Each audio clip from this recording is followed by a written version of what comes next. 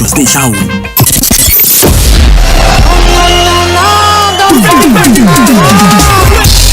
Nostalgic feeling on radio. Introducing classic hits from way back.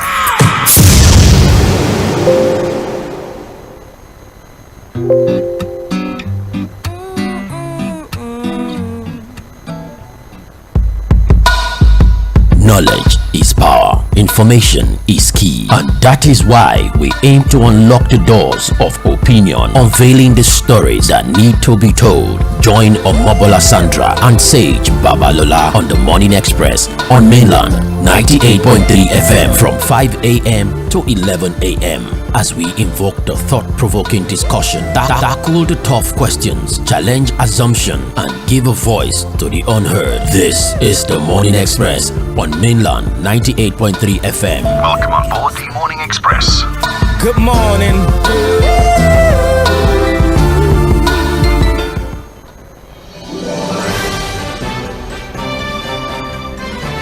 Good morning to you, Lagos, Nigeria. Welcome to 1 a.m. all the way to 11 a.m.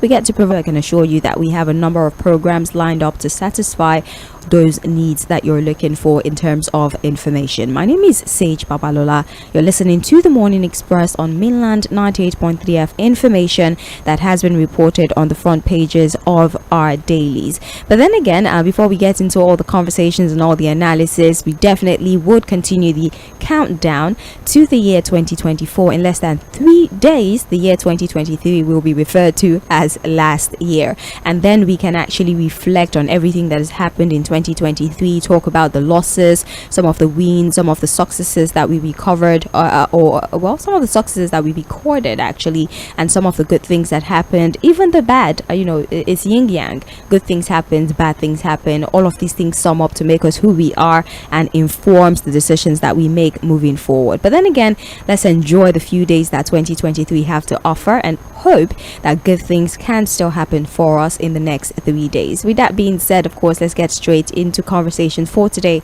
on trends in the papers. I have the Punch, I have the Guardian, and the Nation newspaper, all of which we're going to do the best we can to analyze with the limited time that we have on this segment of the show for this morning. Fuad Zaid is already on standby via the phone lines, and together we would be running through the papers, providing you with analysis and helping you make decisions or form opinions about the stories as we move forward. Fuad, good morning to you.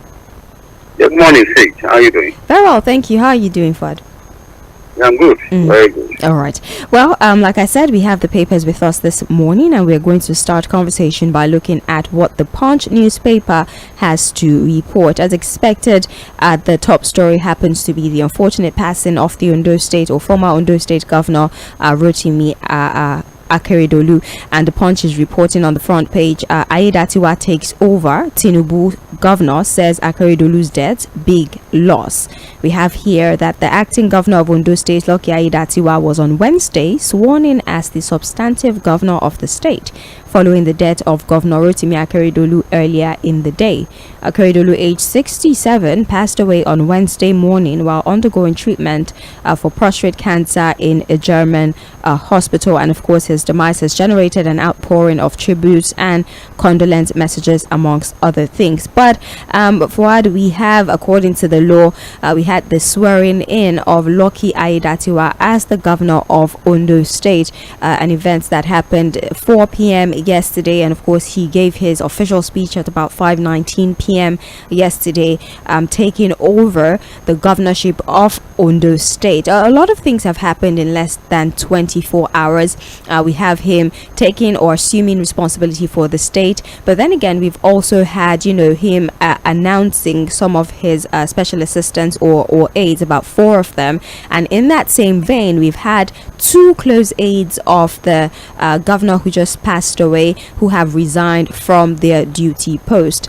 So Fuad, in the midst of all the condolences and all the tributes that have come for Akeredolu, the swearing in of Lucky Aiyedatiwa, against the backdrop of all the tussle that happened in the political scene in Ondo State, with the president even having to invoke the doctrine of necessity amongst other things.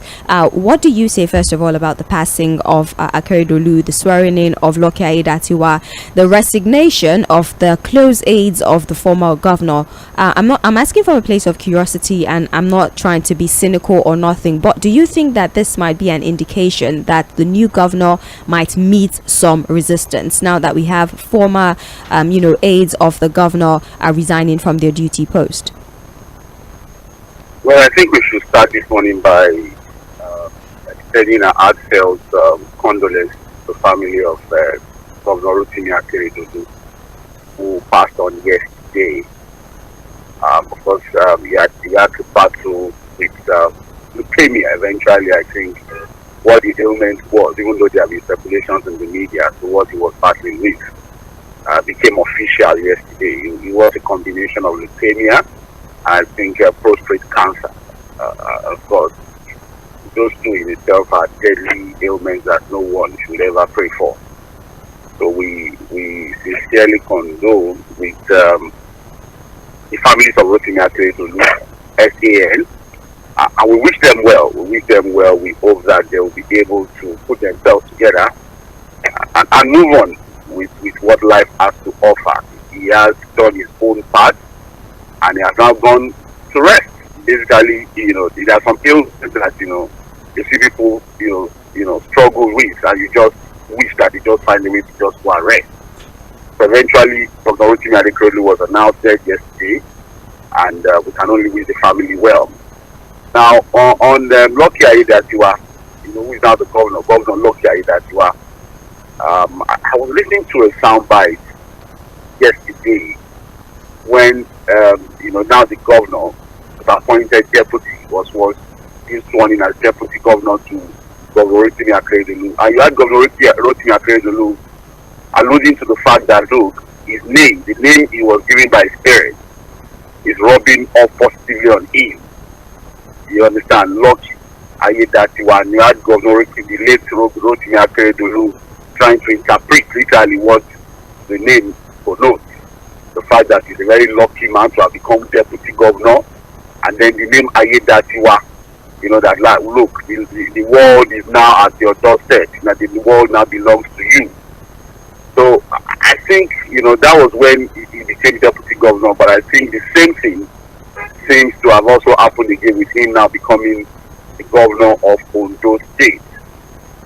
So it is what it is. This is what the law says. There can't be vacuum in governance, and that was the reason why the Constitution allows that there's a deputy governor, so that when something like this happens, there's no vacuum, there's no void in governance. Somebody steps in immediately, and the right person to do that is deputy governor.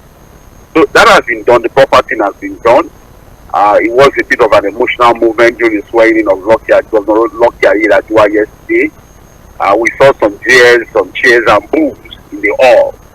I think some of the commissioners, some of the special assistants to the former governor, the late governor, were booed while that swearing program was being held yesterday in Akure, Ondo State. But I think that's just on the sidelines. The most important thing is that what the law dictates has been done. The new governor, Lucky Aiyedatiwa, I'm still struggling. Yeah, I know. It happened to me yesterday too. Yeah, so I'm still struggling to call him Governor Lucky Aiyedatiwa, has been sworn in, and that's the right thing to do. A lot of things have happened, a lot of avoidable things have happened. From when the governor fell sick officially, was announced 3 years ago, to when he started having his medical journey out of the country, to when he returned, allegations of an attempt, to impeach Lucky Aiyedatiwa, to pay, too many interests in the Ondo politics. But again, that's what we know of the murky, dirty water of politics in Nigeria. But we thank God that, look, the right thing has been done. But on the issues of people resigning, we saw those letters, those letters were in the media yesterday. And some of them were saying that, look, they are signing because they are loyal to the governor and they will be loyal to him even in death. And I find that a bit funny, really. If you could have resigned for maybe personal reasons or loyalty to somebody who is dead, that I find a bit okay. If you understand what I'm saying. Yeah. Because you saw part of the letter reading, Yes. Former Governor Ikeredolu, and I wish you continue to be loyal to him even if he's dead, and so I'm resigning my position. Unless these guys have done something that will make it extremely difficult for them to sit on the table with the new governor. You know, while Governor Ikeredolu was incapacitated, you had a lot of gladiators doing all manner of things. So maybe they've only smelled the coffee, they smell the room, they understand that, look, it wasn't going to be easy for them to sit on the table with the new governor, so they did the honorable thing by stepping aside. So, but again, the new governor would have a lot of challenges to deal with. He knows that he's not probably the most favored within the party to take over that position. If you understand what I'm saying, especially with all of the politics that happen. So, as fate would have it, as luck, going by his name would have it, he's now the governor. So I think his first job would be how to put the party together, bring everybody together. I don't know whether he's going to be retaining this elect, because again, a lot of the commissioners are actually thrown dust at him. They never regarded him. They never even, he was treated as if he was a nobody. And now that he's the governor, I don't know whether he wants to retain these cabinet members or he wants to do a reshuffle. He has the power to do that because he's now the governor, if you understand what I'm saying. Yeah. But I also think that he would have to struggle with the State House of Assembly. His relationship with the State House of Assembly may be a bit frosty, but all of that will be dependent on how he's able to handle that. He has a speaker that has not been in the good books of Lucky that there has been an attempt in teaching. The speaker was one of the people emphasizing that, look, the Abuja Accord has said that he should write a resignation letter, an updated letter of resignation. So it will be nice to see how he's able to put his leadership skills, to bear on this. How he's able to put everybody together, rally the support of his adversaries, get everybody to work together, ultimately for the good of Ondo State. You understand what I'm saying? Because I must say that in the last 2 years, governance has been stifled in Ondo State because of all of these issues. Now that he's the governor, he has a mandate of like a year, or even less than a year to go. And with that, he can still do a whole lot for the people of Ondo State. I'm sure he also has his eyes, on the elections next year. He will not create that politics. But I think for now, what he should do, if you ask me, is to concentrate on governance, put everybody together, put smiles on the faces of the people of Ondo State, and also show them the capacity to rule as governor. Thank you very much, Fuad. You can get details of that particular headline on page 2 of the Punch newspaper. Still reviewing the Punch, we have here, Plateau massacre, federal government vows justice. IG sends squad after killers. The report reads, Vice President Kashim Shettima on Wednesday assured that President Bola Tinubu's administration would not rest on its oars until victims of the gruesome attacks in Boko's local government area of Plateau State get justice. The Vice President gave the assurance when he paid a condolence visit to the affected communities in the state.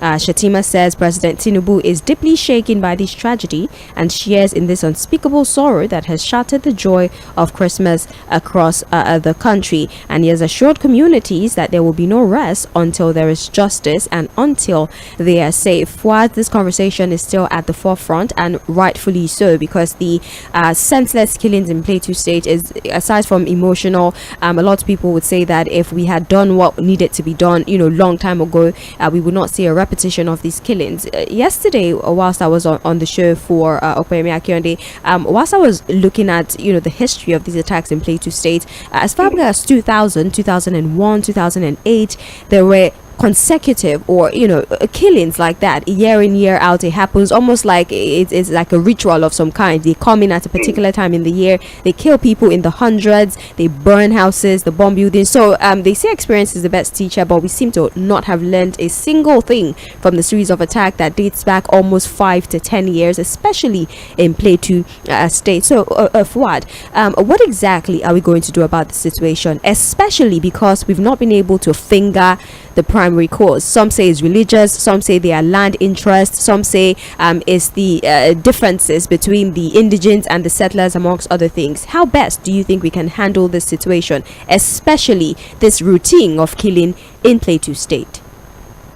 Well, Sage, like you rightly pointed out, there's a history to this crisis in Plateau State. And it's not just in Plateau State, in Benue State, and most parts of the north-central part of the country. We have a long history of killings, of land tussle, of crises, of deaths and accidents. So it's not a new thing. It's also a history of the government not really getting a handle on this issue. It's always the same rhetoric. We're going to do something about it. We're going to go after the killers. We're going to wipe out the perpetrators of this crime. Oh, we're going to ensure the people get justice. But where have we been able to do that? See, we've not been able to do that. And I was like, hey, that look, I'm not going to go with the rhetoric of government. Oh, we're going to go after the killer. We'll ensure the people get justice. It's a familiar cycle of promises and talk without action. If you understand what I'm saying, see. Yeah. And it's very unfortunate. Yesterday, I think we had a lot of callers on Mainland Focus who also gave us different perspectives to this particular issue. Like you have also noted, there's the ethnic side of the issue, there's the land tussle side of the issue, and a whole lot of other things. I think it's a very complicated situation. Yeah. But look, within that context of chaos and complications, the government has one singular mandate to the people of Plateau State. That is to ensure the safety and security of the people, no matter the politics, no matter the ethnicity, no matter the religious coloration to the issue. If you understand what I'm saying. Yeah. In everything, the government must ensure that the people of Plateau State are safe and secure, no matter what. Because again, yesterday we had this conversation as to the fact that look, coming into that area, they bought land from some locals, and then the locals are now trying to take the land back. Or the fact that again the government has not been able to develop most of these areas, so you have large tracts of ungoverned land, and then that makes criminality so easy. Then you also have some. I think one of our callers gave something very interesting yesterday, where he said that look, you have some people who are conflict entrepreneurs or crisis entrepreneurs. They thrive on crisis, they thrive on conflict. They've gone into those areas and are thriving on the chaos and carnage that we're seeing. I think the most important thing is for the government to be committed to true peace and be intentional about how to solve the problem of that area. It's a very complicated situation. So it's not as easy as we may think. I agree, but that's why we have a government, and the government has vitalities of power to ensure the safety of the people of Plateau State. And I think from everything we said yesterday, it keeps going back to one thing for every solution, every person that has come up with a solution. I think this is the time for us to look at the structure of policing in the country. Yeah. We can't have a situation where governors have, conflict and crisis in their state, and then they come on the media and are sounding so helpless. If you understand what I'm saying. Yeah. The governor of Plateau State in all of this, if you have listened to his comments, what he has been saying, he sounded so helpless, really, as to what to do. And I want to share his sentiment. It's not as if I'm making excuses. Their own share part of the thing. He's a new governor we have, but the political class in Plateau State also have a fair share of the blame, because again, what has been the level of governance in this location, their level of infrastructure development, because what we've said is that most of these communities are completely isolated. Some of them don't even have power supply. There's no roads, roads have not got into most of these places. And so when you hear news of so number of villages have been ransacked and all of that, these are just small small settlements of maybe 10, 15 houses. And a lot of them are just living by themselves. Nothing. There's practically no presence of most of these locations.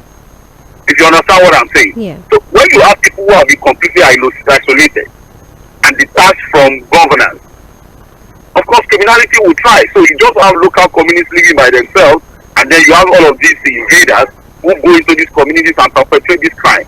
The governor has said that, look, there have been intelligence reporters to the fact that these guys have been around for days. Yes.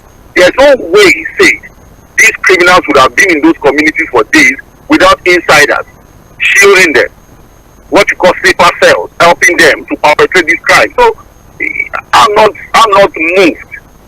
I'm not even sure about all of this rhetoric of we're going to do something about it.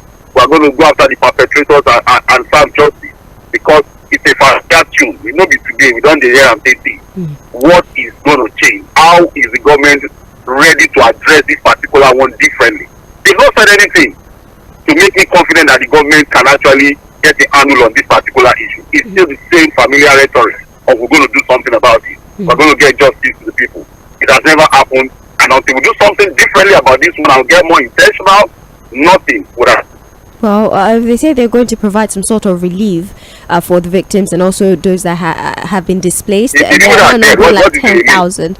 Well, for the families and those injured, there are many that are injured as well, and about 10,000 displaced. The figures are climbing. Yes, they are climbing. 100 and yes, is over 100 now. But no, it's about 190 something. The current figures, wow. I think it's in the papers. Wow, it's unfortunate. Well, it is unfortunate indeed. Page 14 of the Punch newspaper, you find details of the story.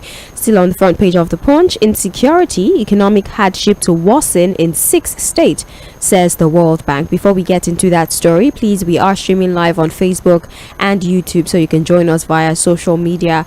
We're live on Facebook. Go to Facebook, Mainland 98.3 FM, and you can stream live and even start to drop your submissions via the chat option that is made available on the Facebook platform, or if your preferred streaming platform is YouTube, you can also go there. We're also live on YouTube. Mainland 98.3 FM is the same across both streaming platforms, and you can also drop your submissions in real time. All right, this is still trends in the papers on Mainland 98.3 FM, the sound of Lagos. My name is Sage Babalola, and I'm still having conversations with Fuad Said. Now, back to that story. Insecurity, economic hardship to worsen in 6 states, says the World Bank. Persistent insecurity, armed conflict, and deteriorating livelihood will continue to affect local government areas in Borno, Kaduna, Katsina, Sokoto, Yobe, Zamfara states, and the far north of Adamawa state in Nigeria until May of 2024, and this is according to a World Bank prediction. They're saying that the poor macroeconomic conditions are restricting access to agricultural inputs in the country, and this reduction in output is going to be as a result of declining production from Nigeria, from Niger, from Chad, from Mali, amongst other countries. So Fuad, again, as expected, the World Bank has made its predictions about economic growth, or in this case, economic decline of a number of African countries, including Chad, Mali, Niger, and Nigeria. But to place the spotlight on Nigeria, they're saying that till May of 2024 next year, we might continue to see a decline in our economy, especially because of our poor agricultural output last year, and that decline might actually extend into 2024 if we do not handle that situation appropriately. I know that the World Bank, they're usually the bearers of bad news. You can understand why. We've not really given them anything exciting to report, but then again, what do you think about this prediction of the World Bank, and how exactly can we give out results that contradicts the prediction of the World Bank regarding our economy in 2024? Well, I don't think the World Bank is telling us anything new or what we don't already know. As it is said, we have a food crisis. It could get worse, really, if we're not very proactive. And I doubt if we're actually intentional about really solving our food crisis. If you look at that World Bank report, give a complete, outlook as to what is happening in sub-Saharan Africa. Yeah. Like you said, in Mali, in Nigeria, and some other countries, and of course, there's a part that talks about the crisis in Nigeria, the food crisis in Nigeria, talking about insecurity, about productivity, and the fact that, look, if we're not very careful, this is going to extend to 2024. And I think that it's not just about 2024. If we're not careful, we could be seeing an extension to even the next 5 or 10 years. Because again, this is not the first time food insecurity, and we've not been able to really do anything meaningful about it. It's now worse because of the level of insecurity in the north central part of the country, the northwest. These are areas that provide about 60 to 70% of our food needs, if you understand what I'm saying. Yes. That are completely locked down now as a result of the level of insecurity we have in the country. So we we can't be talking about agri revolution. We can't be talking about diversification of our economy into the agri sector. We can't be talking about food security without looking at the problem of insecurity in these areas. We are still talking about Plateau State now. Plateau State is one of the states where you have a lot of farmers, producing food for the nation. You also have Benue State. Benue State is not any different to say. It's just same of the same. The same crisis you have in Plateau State is almost replicated in Benue State. If you understand what I'm saying. Yeah. Now in states like Nasarawa, Adamawa, even in Taraba State. Taraba State is also one state we don't really talk about, but there's a high level of insecurity also in Taraba State. You have communal clashes, you have ethnic clashes, you have elder farmer clashes, and conflict also in Taraba State. Taraba State is also one of the states where you have a lot of farming going on. But these criminal activities, this conflict, have not made farming or agriculture thrive in most of these states. So I just see the word because again, yes, it may look like every time someone talks to us, they are always like the bearer of bad news. But they are telling us our reality. Like I said, they are not telling us anything we don't know. They are not telling us anything new. And like I've always said, man is an architect of his own destiny. The destiny of Africa, and indeed Nigeria, is in our hands. It's not in the hands of the World Bank. We need to sit back, do the hard work, get more intentional about solving our problems, and until we do, nothing will change. Well, unfortunately, that is the prediction of the World Bank. And just like Fuad said, our present reality sort of solidifies the prediction of the World Bank regarding the state of our economy in 2024, especially with insecurity, and more specifically insecurity in the north and all the states that contribute to our agricultural output in the country. You can actually get more information of this particular story on page 14 also of the Punch newspaper. Now let's look at the story here. Mob kills 2 over alleged murder in Ogun. Mob kills 2 over alleged murder in Ogun. We have 2 yet to be identified persons were reportedly lynched by a mob for allegedly killing a 12-year-old boy, Ayomide Ogunbiade, for ritual purpose in the Odualaro area of Odogbolu local government area of Ogun State on Tuesday. Punch Metro learned that Ogunbiade had gone missing on Christmas Day, which was his birthday, after someone identified to be his uncle had come to pick him up in the absence of his mother, and that he wanted to celebrate his birthday with him. A village elder who pleaded anonymity because he was not permitted to speak on the matter told the correspondents of Punch that it was when the case of the missing child escalated within the community on Tuesday that a boy said to have witnessed the moment the missing boy went with his uncle told the search party that an uncle took him out on Monday.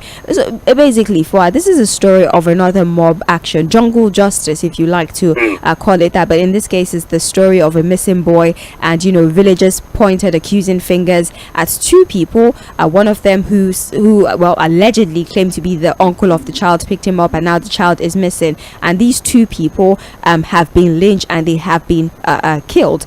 Fuad, again, the conversation about jungle justice, I don't know what exactly to blame this on. Is it a distrust in the policing system, not trusting that the police would be able to handle the situation, hence their decision to take matters into their own hands? Or this is just sheer lack of humanity, where we murder people on the street without any form of remorse because we think they're guilty of an offense? Well, I think it's all of the things you said, you put everything together. I think somehow you can always find a link as to this pattern of mob action. It's a multiple situation. You have situations where people can't even think properly again. Everybody is just annoyed, and so sometimes they don't even know where to channel their anger, and so they just put it at themselves. Now a young boy has been declared missing. I don't think he's been confirmed dead yet, and then on allegations you have found 2 people. If the boy now reappears or something happens and they now found the boy, what then would happen to people you killed? But this rage, this tendency to just want to destroy and burn, and then this recklessness that comes from he actually is dead. He said one of the person did confirm knowing about his whereabouts, and he said that he did kill him for ritual purposes. Well, again, Sage, I just feel that because again I was going to look at the issue of Ogun State with ritual killing. If my data right in my head, I think in the last 1 or 2 years, I've been talking about ritual killing generally in Nigeria. I must say that about 60 to 70% of these things have been in Ogun State. Yes. If you remember, I will be talking about ritual killing. Anytime we talk about ritual killing, before you know, it's somewhere in Ogun State. I don't know why. Oh, yeah. I don't even have a defense, honestly. I was going to say, but I don't have nothing. No. I'm talking about, we review the papers every day, yes. together. And I'm sure it will be difficult for you to argue this with me. Yes. I'm sorry. I mean, I tried, but nothing came. It's just, it is what it is. You were trying to check. Yes, that's like, I mean, yeah, but there's nothing in Ogun State. I'm telling you, I just discovered that, look, every time we talk about ritual killing, it's somewhere in Ogun State. It's either in Abeokuta or it's somewhere in Shagamu or, I'm like, what's going on? But again, it also goes back to the failure of the society generally, from parenting to societal values to this desperation to want to make money. Again, when we talk about the influence of social media, we talk about even some of, look, we even see some of our politicians that become very reckless on social media. And then you have these young guys who sit back, completely deranged and devoid of the reality of life generally. And so they think that, look, I have to just make money. Even our songs, you have some of our musicians even put in their song, I just have to make money anyhow.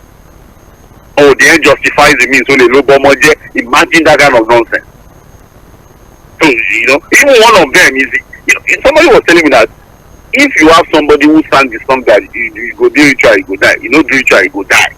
And that person is still being celebrated in the country. That should tell you the level of decadence we have as far as morality is concerned.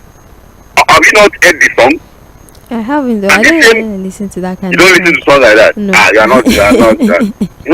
You know our job requires that you must check everything. You must try to, It's the guy is still saying you do ritual, you go die. You could do ritual. And this is somebody that people are still celebrating. Like, is that a joke? That kind of message. You don't understand what I'm saying. Is that kind of message in the song, do we consider it a joke? So, like you said, humanity is gone, and then morality is gone completely. Nobody cares about anything again. Nobody cares. Look, somebody was telling me yesterday that, look, the average Yahoo boy that you see today, you call it Yahoo boy. We have a way of trying to glorify bad behavior. Or trying to make mild something that should be completely condemned. Clear fraudsters that we were supposed to call 419ers. We now call them Yahoo boy, and we accept it. And the reality says is that, look, a lot of these guys have parents who condone this action. Me, I've seen a trend that says, my son has even built a house. This Yahoo thing is doing, at least he's paying me. And I looked at the man and said, I've said, small criminality begets bigger one. Yes. Immediately you go into criminality, you can't get out of it. So these guys get desperate. And then there are other people they are also mentoring. Those ones are looking at them. They go to clubs with them. They see the way they spend money lavishly. They drive cars around, cruise. They have babes all around them. And they also want that. And that's what it's going to lead to. This kind of ritual killing. Everything now, you have the way of paraphrasing it to make it look as if it's not a problem. And then prostitution now, they call it hookup. What do they call it? If I admit, I don't know. Just saying now. These are things that it's also they call it hustle. It's hustle. Hustle. Yes. Okay. All right. And then Yahoo is 419 or it's Yahoo. They have this. You can't have a society that accepts things like that encourages things like that accept, without having these kinds of and unfortunately, nobody's safe. Yeah. That's the unfortunate thing. Oh, you might think it doesn't concern me, but look at this young boy that has been killed now. These days, we can't even allow our children to play around again. We grew up in a situation where you can play around the streets and your parents have no fears that anything will happen to you. No, it's difficult now for anybody to leave their children to play around again before somebody will go and kidnap the child or use them for ritual. Even in your compound, you have to be checking. Even when they are playing in your compound, you'll be checking. That's the level of moral decadence we have in the society. and it's about this desperation for money and the fact that we glorify everything. If somebody comes out now, he has no background, he has no business background, you don't know anything about his family, no origin, no nothing, no history of having done any business. He starts to spend money anyhow, we start to celebrate the person. Nobody questions anything again. It's just about money. How you get the money does not matter again. Just have money, and then you become a celebrity overnight. I mean, to them, the end justifies the means. That's it. Well, that's why we have any kind of problem. All right, page 4 and 5 of the Punch newspaper, you find more information. Please don't forget that we are live on Facebook and YouTube, so please do well to join us. You can watch us live in the studio, see everything going on, and of course, drop your submissions real time. It's Open Mic Thursday. We've not opened the mic yet, but since it's Open Mic Thursday, you can discuss any story of your choosing, and you can actually start dropping your contributions via the Facebook platform where we are currently streaming. Is Mainland 98.3 FM. That's how you can find us on Facebook and on YouTube. Finally, for the Punch newspaper, we have here railway debt servicing exceed revenue by 1,200%. This is according to a report. Now, railway debt servicing cost has exceeded its revenue by 1,208.5% in the first half of 2023. An analysis of debt service document has shown in the first half of 2023, the government spent $38.59 million on servicing debt for loans obtained to build the Nigeria Railway Modernization Project, the Idu-Kaduna section, and the Nigeria Railway Modernization Project, the Lagos to Ibadan section. At that time frame, the total railway revenue was 2.29 billion naira, according to data from the National Bureau of Statistics. It goes on and on and on to tell us about how much was spent, but basically, what we're being told right now, that to service the money that we borrowed for this rail project is going to 1,200%.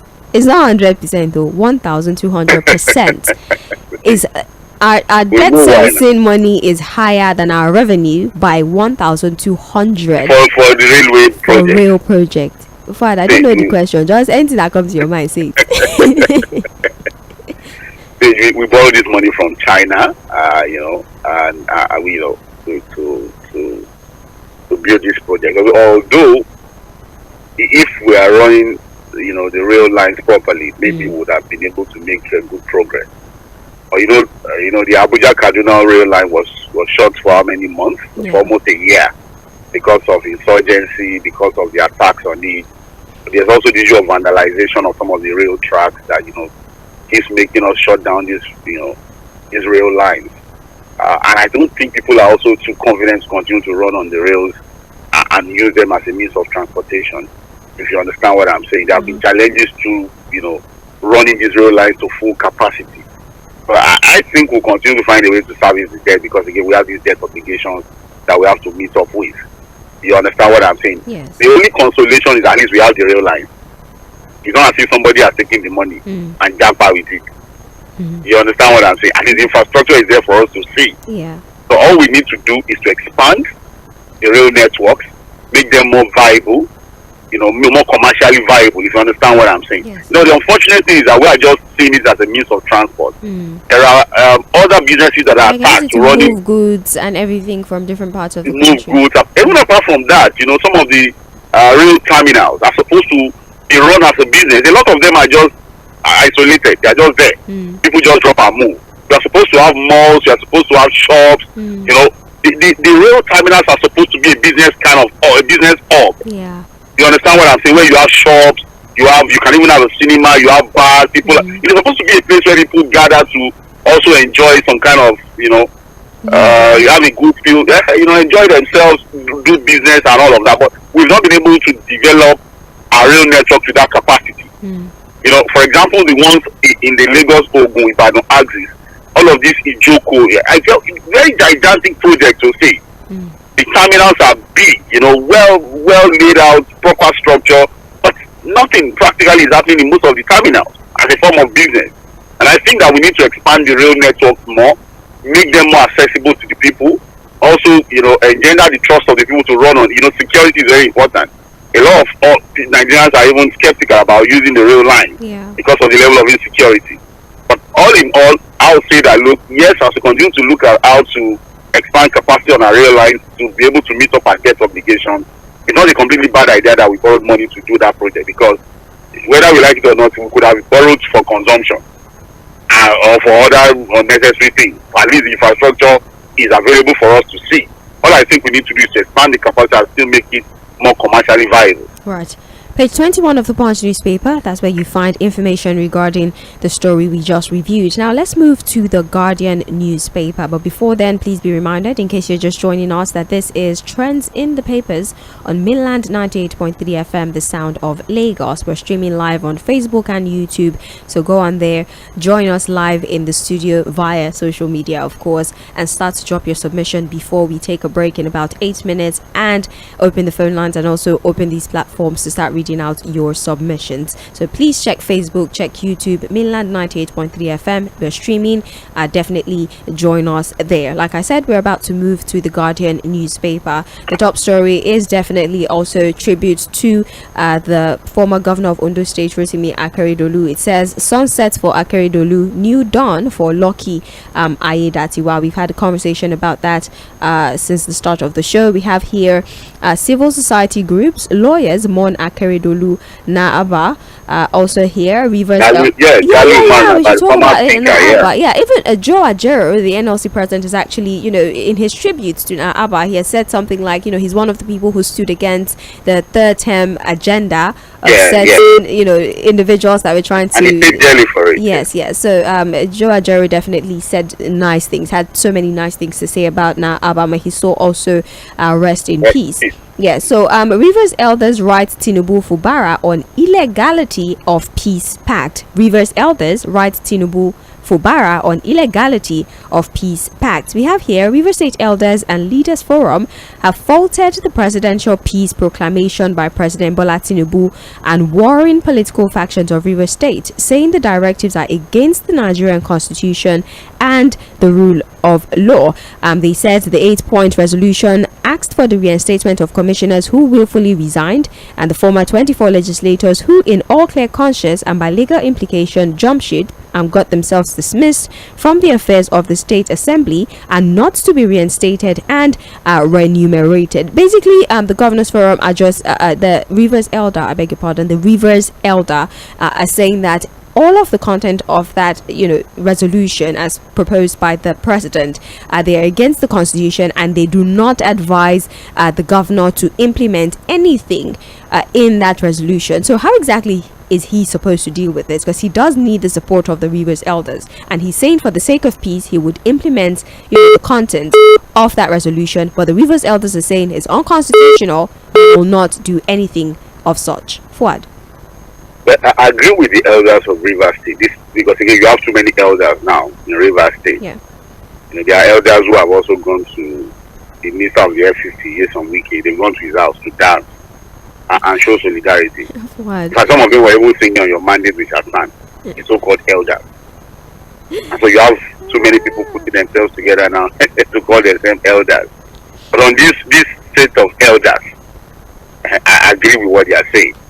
That entire 8-point resolution is at variance to the dictates of the law and what the Constitution says. And I think we said enough on that. But the best they can do is to write the president and make statements like this, if you understand what I'm saying, and also advise the governor and every other political gladiator that is caught in the web of this current confusion.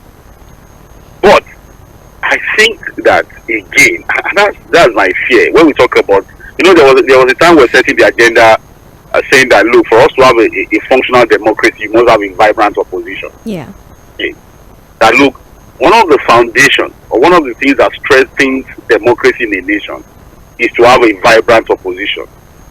You can look at the 3 levels of government. You have the executive, the legislature, the judiciary.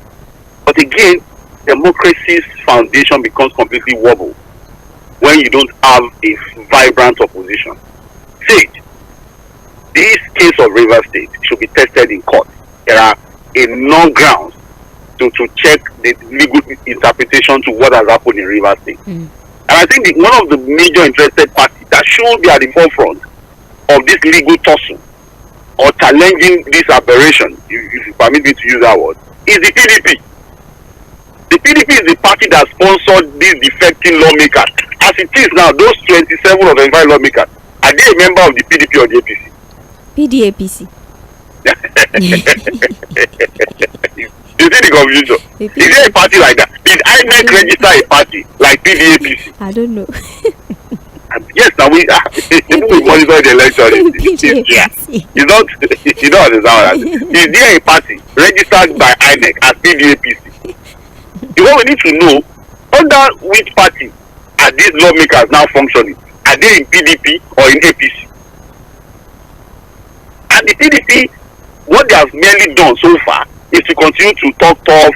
Oh, you have the acting chairman. But I expect that, look, to put some real substance to this argument, this is not the time for Alhaji Atiku Abubakar to be missing in action. You don't understand. This is the time that opposition, because he said that no, he's not going anywhere. Yeah. Where is he now on this matter? He's resting. It was a very tedious election process. This is not the time to rest. See, and that's why people don't take them serious.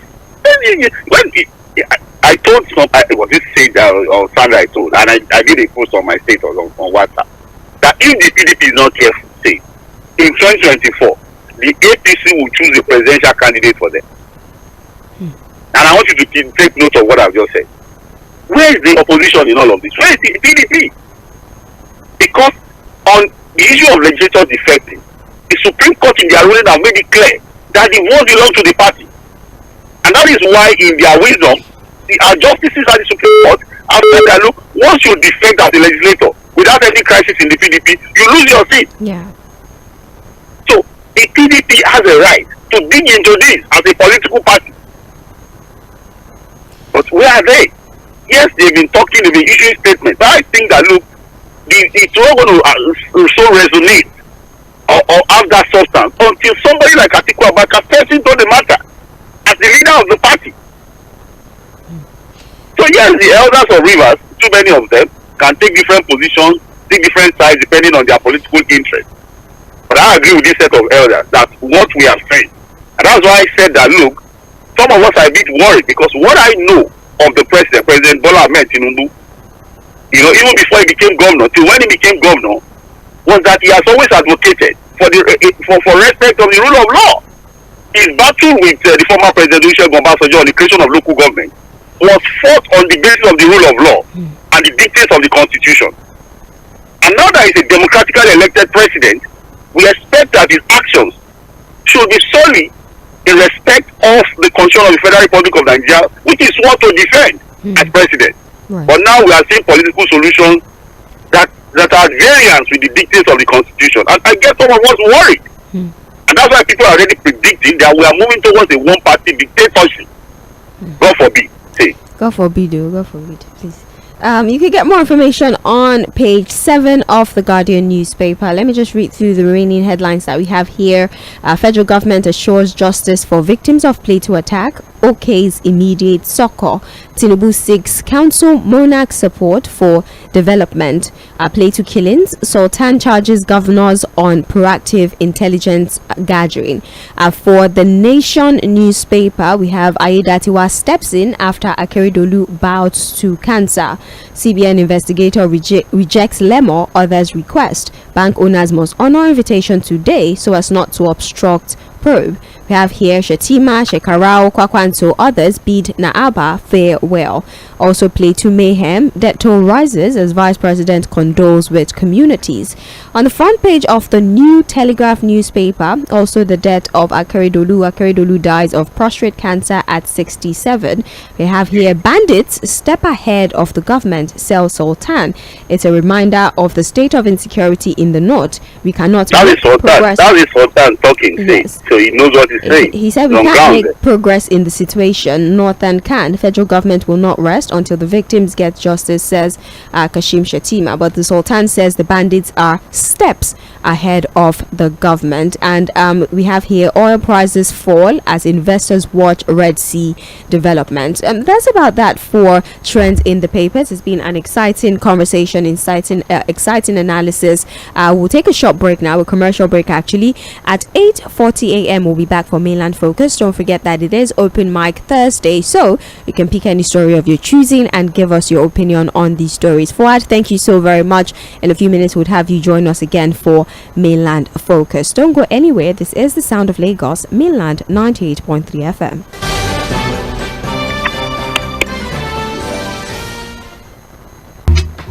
Mainland 98.3